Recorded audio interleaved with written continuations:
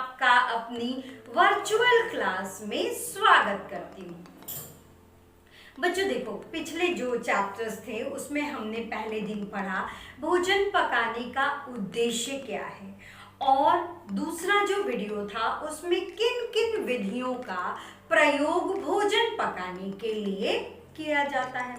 बच्चों आज इस वीडियो में जो हम जानेंगे उसमें ये जानेंगे कि पाक क्रिया का, जब हम भोजन पकाते हैं तो वो पकने वाली प्रक्रिया का भोजन के पोषक तत्वों पर क्या प्रभाव पड़ता है। तो बच्चों देखो, सबसे पहले जानते हैं, आप जानते हो कि कार्बोहाइड्रेट जो होता है वो भोजन का एक पोषक तत्व है जो दो रूपों में पाया जाता है, स्टार्च के रूप में और शर्करा के रूप में। तो बच्चों देखो, क्या होता है कि जो खाद्य पदार्थ में जो कार्बोहाइड्रेट चाहे किसी भी रूप में हो, अगर वो स्टार्च के रूप में है तो जब भोजन पकाते समय पानी में रख के उसे हम पकाते हैं तो वो जो स्टार्च का कण है वो फूल जाता है, और ये जो फूलने की प्रक्रिया है ना, पकने के कारण भी और पानी के कारण भी ये जो स्टार्च का कण है वो फूल जाता है।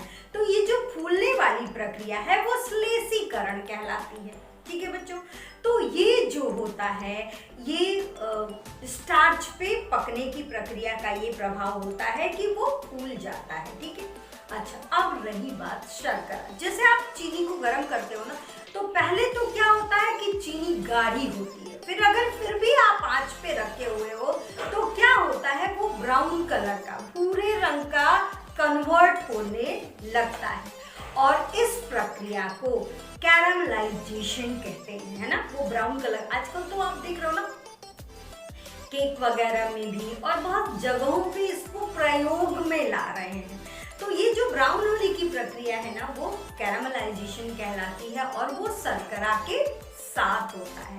तो बच्चों ये जो हुआ ये किस पे हुआ, कार्बोहाइड्रेट पर पाक क्रिया का प्रभाव हुआ। अब दूसरा जो पोषक तत्व होता है वो क्या होता है, प्रोटीन होता है। तो बच्चों प्रोटीन का पाक क्रिया पर क्या प्रभाव पड़ता है। सबसे पहली बात तो ये है बच्चों कि पकाने से जब हम भोजन को पकाते हैं या किसी भी प्रोटीन को जब हम पकाते हैं तो प्रोटीन सख्त हो जाता है, कड़ा हो जाता है। ठीक है, और कोई जो प्रोटीन होता है वो जम जाता है।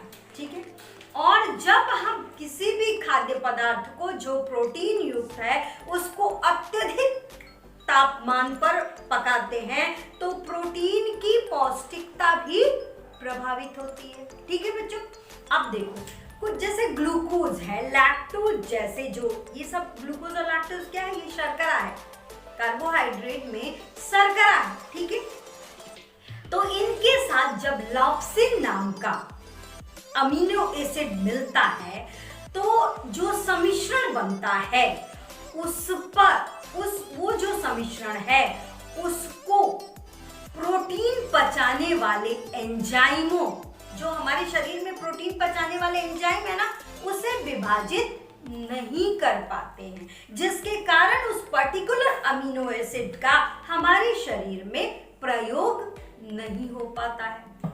ठीक है बच्चों, तो ये हुआ कि और जब वो उसका पाचन नहीं हो पाता तो हमारे लिए वो लगभग बेकार हो जाता है। तो अब जानते हैं अगला पोषक तत्व क्या है, विटामिन और खनिज लवण। विटामिन और खनिज लवण का पाक क्रिया, जो विटामिन और खनिज लवण है उन पर पाक क्रिया का क्या प्रभाव पड़ता है। बच्चों देखो, कुछ विटामिन आप जानते हो, कुछ विटामिन वसा में घुलनशील होते हैं, कुछ विटामिन जल में घुलनशील होते हैं। तो जब आप जो जल में घुलनशील विटामिन है उन्हें आप देर तक भिगोते हो या फिर उन्हें पकाते हो तो उनके नष्ट होने के चांसेस बढ़ जाते हैं। इसके अलावा जो कुछ मिनरल्स हैं जैसे सोडियम, पोटेशियम और जो क्लोराइड है, उन सबको भी जब आप भिगो के उस पानी को धो के फेंक देते हो तो उससे क्या होता है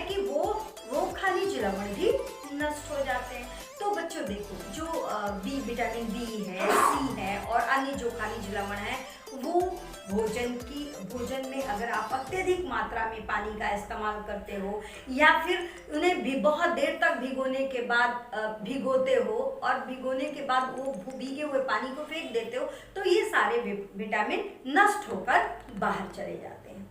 अब अगला है बच्चों वसा पर पाक क्रिया का प्रभाव। देखो बच्चों, वसा पर पकाने का बहुत कोई खास प्रभाव नहीं पड़ता। बस क्या होता है कि जब आप उसी घी उसी तेल को बार बार प्रयोग करते हो ना तो वो वसा जो होती है ट्रांस फैट में कन्वर्ट हो जाती है ना। वो जब बर्निंग पॉइंट से ऊपर पहुंच जाती है उसके बाद क्या होता है, बार बार प्रयोग करने से वो जो उसकी गुणवत्ता है वो नष्ट हो जाती है और वो ट्रांस फैट के रूप में कन्वर्ट हो जाती है जो बाद में आपको हेल्थ हैजार्ड दे सकता है, आपकी हेल्थ को परेशानी क्रिएट कर सकता है। इसलिए वसा को पकाते समय इस बात का ध्यान देना चाहिए कि बार बार घी अथवा तेल को गरम कर करके प्रयोग नहीं करना। जैसे कढ़ाई में आप उतना ही तेल निकालिए, उतना ही घी निकालिए जितना आप प्रयोग कर सके। बच्चों, तो ये थोड़ी बहुत कुछ सावधानियां बरत के आप पाक क्रिया के समय होने वाले पोषक तत्वों को जो नुकसान होता है उससे थोड़ा सा ध्यान रख के आप उससे बच सकते हो। बच्चों, आज के लिए बस इतना। अगर मेरा वीडियो आपको पसंद आए तो लाइक कीजिए, सब्सक्राइब कीजिए और बेल आइकन प्रेस कीजिए ताकि जब मैं नया वीडियो अपलोड करूं तो आपको मिल सके। और बच्चों देखो, शेयरिंग मस्ट है। आप जब देखो आजकल ऑनलाइन क्लासेस चल रही है ना बच्चों, बहुत सारे बच्चे परेशान हैं, उनको चीज़ें मिल नहीं पा रही हैं। तो अगर आप तक पहुंचता है तो आप अपनी फ्रेंड्स को शेयर करो, तभी तो आप एक गुड फ्रेंड्स होगे।